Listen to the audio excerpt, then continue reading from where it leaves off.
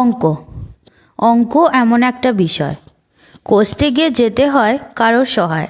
অন্য বিষয়গুলো তবু নিজে করা যায়, কিন্তু অঙ্ক কষতে সাহায্য দরকার হয়। যার মধ্যে যোগ বিয়োগ গুণ ভাগ জ্যামিতি, পাটিগণিত বীজগণিত পরিমিতি ত্রিকোণমিতি আর কত কী শিখতে হয় জীবনে। অঙ্ক বিষয়টি না থাকলে কাটতো আনন্দে।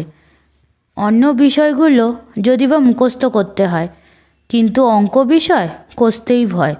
প্রথম শ্রেণী থেকে দশম শ্রেণী পর্যন্ত এই বিষয়ের সঙ্গে লড়াই অফুরন্ত। সব বিষয় যদি বা মুখস্থ করে নম্বর তোলা যায়, এই বিষয়ে একটু ভুলে নম্বর কাটা যায়। এই বিষয়ে যারা ভালো তো খুবই ভালো, যারা বুঝলো না তাদের নম্বর কাটা গেল।